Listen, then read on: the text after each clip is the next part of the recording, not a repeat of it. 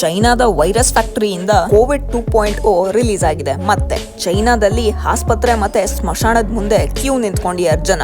ಈ HMPV virus ಬಂದು ಮಕ್ಕಳ ಮೇಲೆ ಜಾಸ್ತಿ ಅಟ್ಯಾಕ್ ಮಾಡ್ತಾ ಇದೆ. ಕೋವಿಡ್ ನ ಅಪ್ಪ ಈ HMPV ಅಂತ ಹೇಳ್ತಾ ಇದ್ದಾರೆ. ಈ HMPV ಹುಟ್ಕೊಂಡಿದ್ದು ಪಕ್ಷಿಗಳಿಂದ. ಇದು ಹೆಂಗೆ ಸ್ಪ್ರೆಡ್ ಆಗುತ್ತೆ ಅಂದ್ರೆ ಚಿಕ್ಕ ಮಕ್ಕಳಿಗೆ ಮತ್ತೆ ವಯಸ್ಸಾಗಿರೋರ್ಗೆ ಇಮ್ಯುನಿಟಿ ಪವರ್ ಯಾರು ಕಮ್ಮಿ ಇರುತ್ತೆ ಅವ್ರ ಮೇಲೆ ಬೇಗ ಅಟ್ಯಾಕ್ ಆಗುತ್ತೆ.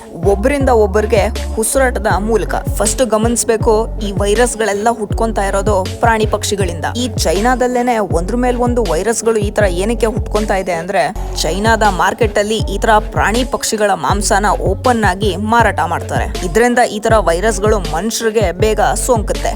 ಇಲ್ಲಿ ಇಂಪಾರ್ಟೆಂಟ್ ಫ್ಯಾಕ್ಟ್ ಏನಪ್ಪಾ ಅಂದ್ರೆ ಈ ವೈರಸ್ಗೆ ಇನ್ನ ಆಂಟಿಡೋಟ್ ಇಲ್ಲ ವ್ಯಾಕ್ಸಿನೇಷನ್ ಇನ್ನ ರೆಡಿ ಇಲ್ಲ ನಮ್ಮ ಹತ್ರ. ಇದರಿಂದ ಹೆಂಗೆ ನಮ್ಮನ್ನ ನಾವು ಕಾಪಾಡ್ಕೊಳ್ಳೋದು ಅಂದ್ರೆ ಕೋವಿಡ್ ಟೈಮ್ಸ್ ತರಾನೇ ಕೈ ತೊಳ್ಕೊಳ್ಳಿ, ಮಾಸ್ಕ್ ಹಾಕೊಳ್ಳಿ ಅಷ್ಟೇ. ಇದರಲ್ಲಿ ಸ್ವಲ್ಪ ಗುಡ್ ನ್ಯೂಸ್ ಏನಪ್ಪಾ ಅಂದ್ರೆ ಇದಿನ್ನ ಇಂಡಿಯಾಗೆ ಬಂದಿಲ್ಲ.